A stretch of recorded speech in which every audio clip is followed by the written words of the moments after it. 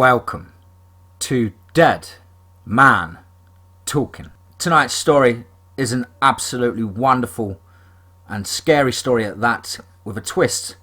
And a huge thank you to P.F McGrail, the author, for kindly allowing me to cover his work. Really do appreciate it, buddy. Thank you ever so much. As ever, guys, please do let us know down below in the comments what you thought. Please do like and share. And don't forget to hashtag Team Fear. Let's get into tonight's story, entitled Monster Hunting and Other Inadvisable Behaviour. Let's get straight into that.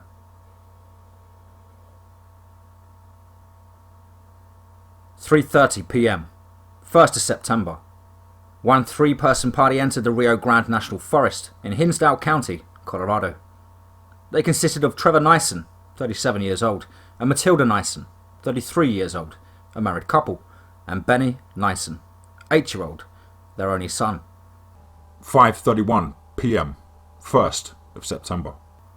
Trevor and Matilda, highly distraught, encountered a Forest Service ranger to report their son missing. They could offer no details beyond, "We turned around, and he was gone." Matilda experienced a panic attack shortly thereafter, and had to be treated on site with 20 milligrams of benzodiazepam. 5:33 p.m, 1st of September. U.S. Department of Interior Bureau of Uncategorized Dubois was contacted. 5:46 p.m, 1st of September. A CH-47 Chinook helicopter landed 13 miles south-southeast of Lake City. CO Trevor and an impaired Matilda were presented to Dubois agents for interrogation. 5:47 p.m, 1st of September. Based on the information presented, Dubois agents confirmed cryptic contact. That's where I come in. Did you know that Hinsdale, Colorado, is the most isolated place in the lower 48? There are fewer roads per capita and longer distances between them than any other place. Have you ever wondered how people felt upon discovering that monsters were real? The British Museum assumed in 1799 that a platypus specimen before them was an obvious joke. Nordic seafarers feared the terrible kraken, leaving us to laugh at their primordial beliefs before considering the subsequent modern discovery of the colossal squid. None of this mattered to Trevor, who kept chewing on his hair, or Matilda, who was staring placidly at some nearby leaves. We've established that last contact with Benny was at 37.887 degrees north latitude and 107.214 degrees west longitude at 3:33 p.m. What more can you tell me about the departure? I asked crisply. Who are you? Matilda responded in an airy sort of way. That's not important right now, I shot back. I need to know the circumstances surrounding your son's departure. Trevor looked up at me with bloodshot eyes. Departure? You keep saying that word.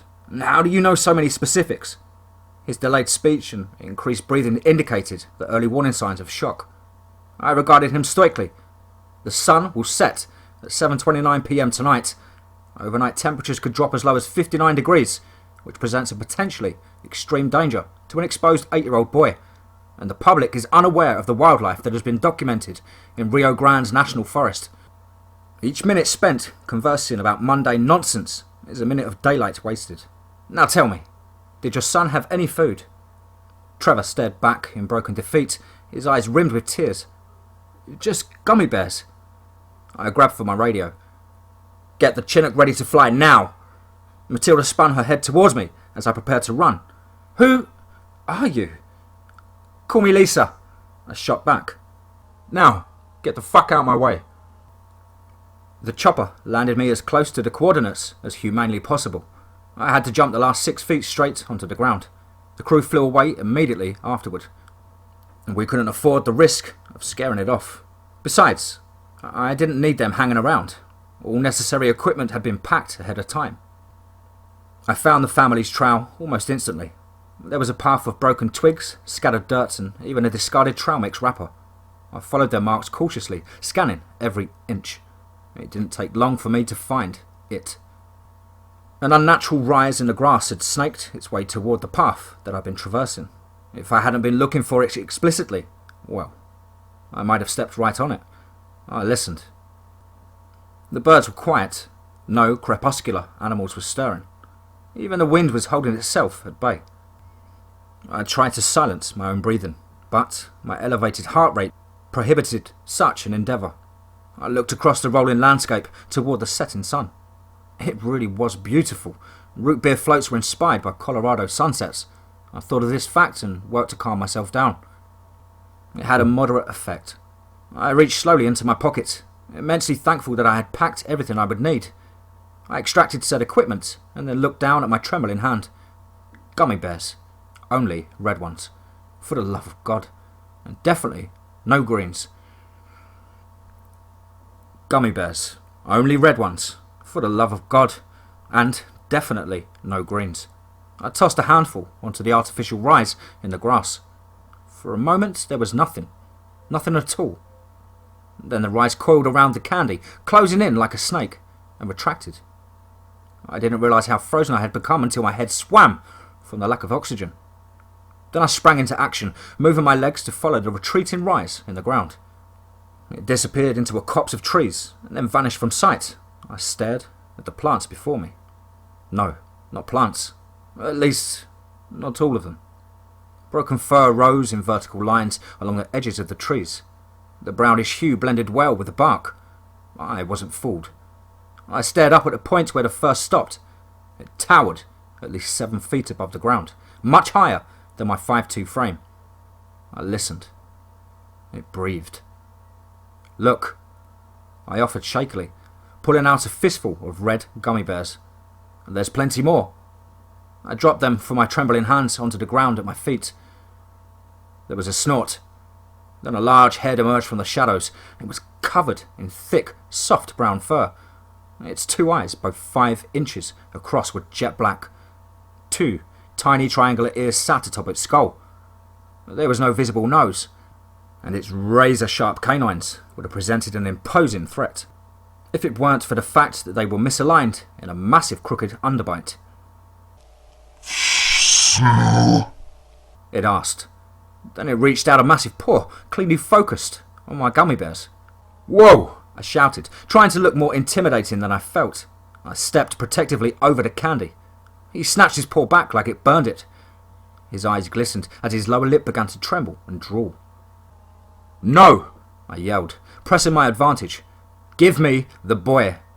I stepped forward, causing him to flinch and raise his paws in a protective stance. It was almost funny. This bipedal monster was defending itself from something 1/10 of its size. But to him, I suppose the term monster would be entirely relative. Give him to me! I screamed again, and he scurried into the bushes.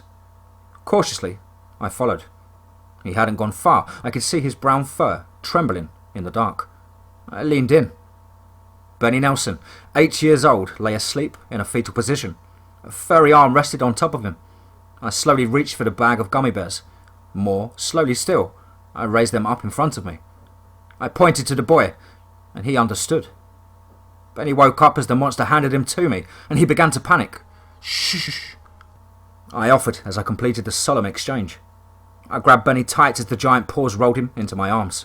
He looked around wildly, and I quickly grabbed a bottle of water, opened it, and practically forced it down his throat. After a moment of panic, he began to drink like a baby, finding its bottle. A few feet away, I heard the distinct sounds of a monster devouring candy. Benny finished the water, rolled out of my arms, and looked up at me. Who are you? He asked incredulously. For the first time, I smiled. Lisa McCurry of Dubois. You know, you're just like your mother. He looked at me in confusion. Are you an angel? No, not at all, I explained. I work for the US government. He seemed to understand.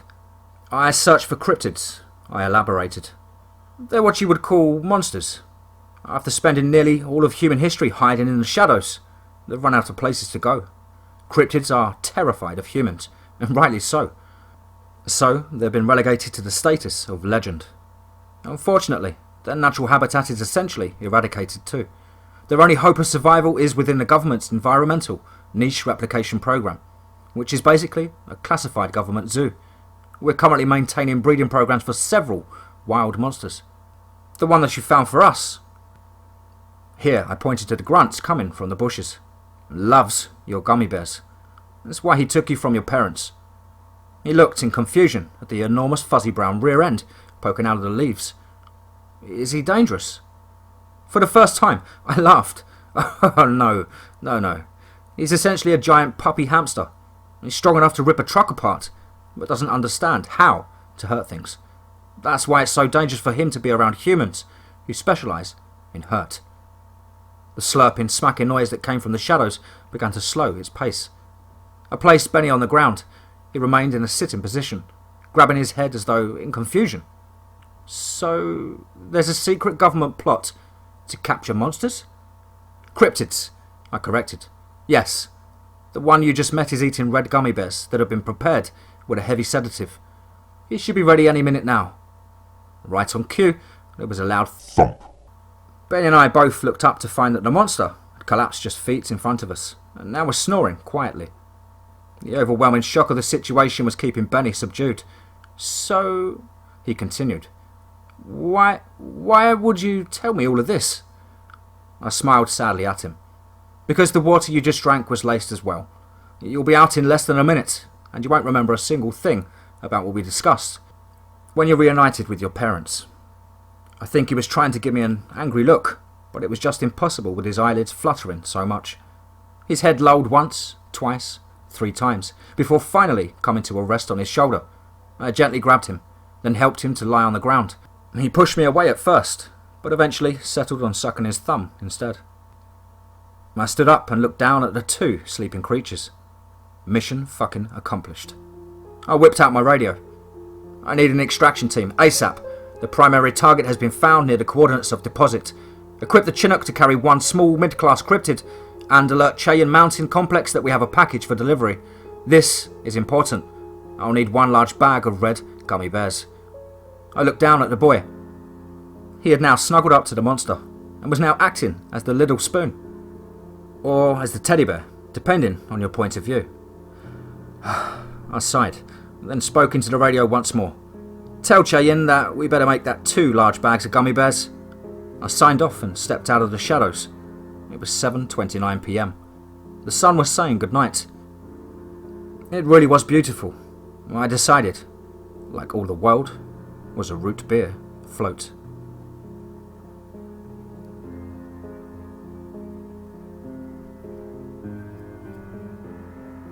Wow. Hope you guys enjoyed that short story there as much as I. Again, thank you ever so much to the author, P.F McGrail. Do please check in the description below his Facebook and subreddits. Amazing writer, and I'm sure there's lots of great content for you guys to go over and check out. As ever, please do like and share, and don't forget to hashtag Team Fear. Thank you all so much for your kind comments. Struggling to get round to getting back to them, but I will be doing that tomorrow. Your support is kick-ass as ever, and I really do appreciate it. Hope you've all had a wonderful weekend, and are getting busy with work. And above all, remember, be safe, not sorry.